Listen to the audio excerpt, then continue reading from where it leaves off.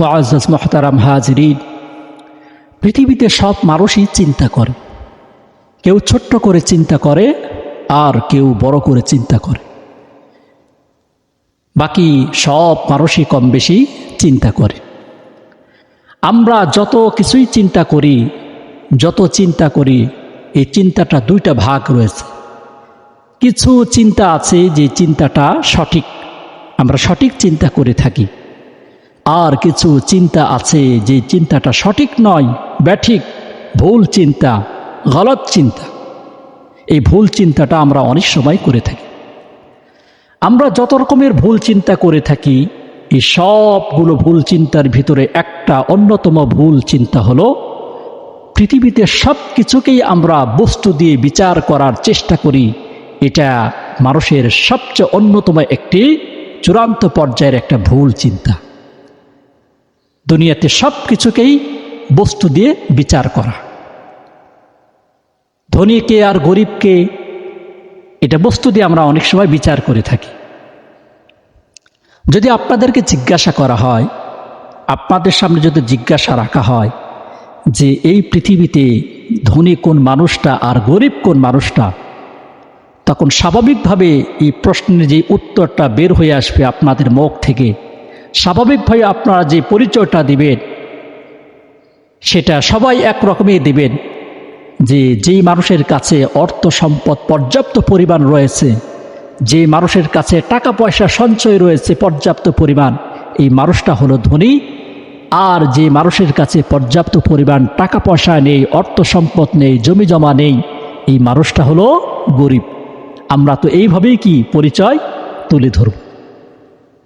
কিন্তু ইসলাম বলে যে যার কাছে টাকা আছে সে ধনী নয়, আর যার কাছে অর্থ সম্পদ নেই সে গরিব। বিষয়টা এরকম নয়, বরং ইসলাম বলে যে মানুষের কাছে অর্থ সম্পদ কিছুই নেই, টাকা পয়সা নেই, কিন্তু তার অন্তরটা ধনী, ইসলাম বলে এই মানুষটা ধনী।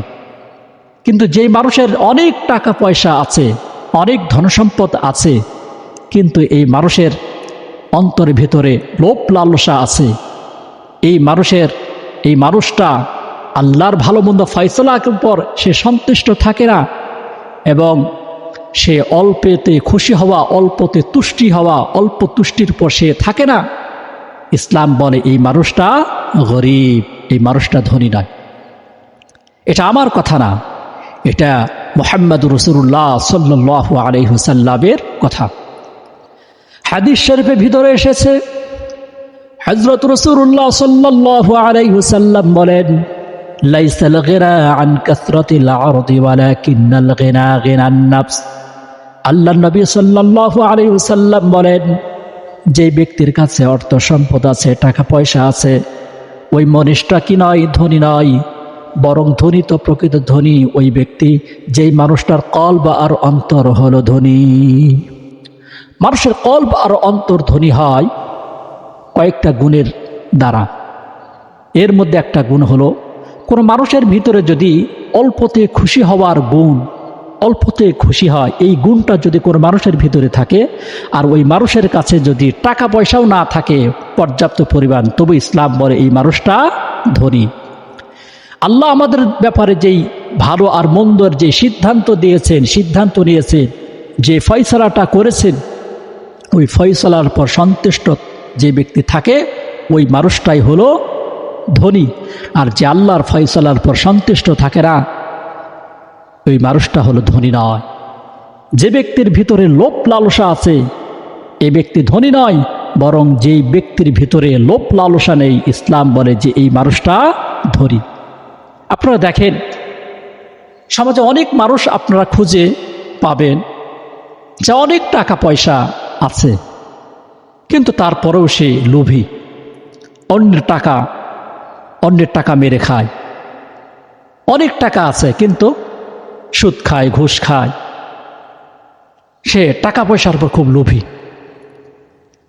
অনেক বিলাসবহুল বাড়িও আছে, কিন্তু সে কি শহরের ভিতরে একটা রাজপ্রাসাদ করার জন্য সে মরিয়া হয়ে উঠেছে। এই জন্য সে রাতকে রাত নাই, দিনকে দিন নাই, আল্লাহর হুকুমকে লাথি দিয়ে দুনিয়ার পিছনে সে ছুটছে তো ছুটছে। সমাজে অনেক মানুষ এরকম পাওয়া যাবে। নবীজি বলেন, যেই মানুষের কাছে অর্থ সম্পদ নাই কিন্তু যেই অন্তরটা লোভমুক্ত, যে অন্তরটা আল্লাহর ফয়সালার পর সন্তুষ্ট, যে অন্তরটা অল্পের উপরে খুশি, এই মানুষটাই হলো ধনী। আর যে মানুষের কাছে অনেক টাকা পয়সা আছে কিন্তু সে লোভী, সে আল্লাহর ফয়সালার পর সন্তুষ্ট না এবং সে অল্পতে খুশি না, এই মানুষটা ধনী নয়, এই মানুষটা হলো গরীব। আল্লাহ পাক আমাদের সবাইকে লোভ মুক্ত, আল্লাহর ফয়সালার পর সন্তুষ্ট থাকা এবং অল্পতে খুশি হওয়ার গুণ আমাদের সবাইকে দান করুন।